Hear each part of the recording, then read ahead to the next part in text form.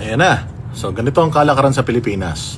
Kapag ka ikaw ay kalaban ka ng mga korap at nilalabanan mo ang korupsyon, hahanapan ka nila ng butas. Si Leandro Leviste, yung kontrata niya sa Solar, inaano nila, kanilang hinahanapan ng butas. Nagsalita na po ang Meralco tungkol dito na walang katotohanan yung mga bintang na yan. And besides, itong si Leandro Leviste, I think when he got this contract, hindi pa siya congressman yan. Ngayon pa lang siya naging congressman, 2025. First term po niya ngayon.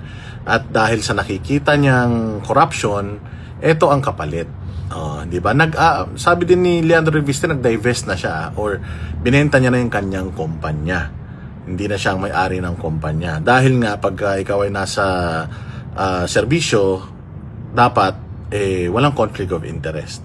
So, inuna niya yan. Kaya, kanino kayo maniniwala? Sa mga congressman na pinoprotektahan yung mga amo nilang magnanakaw dahil kasapakat din sila sa pagnanakaw. In-expose ni Leandro Leviste yung pagnanakaw nila O dito sa batang ito na ang nais lamang ay malinis ang korupsyon sa Kongreso at sa Bayang Pilipinas. Lagay niyo dyan sa comment section.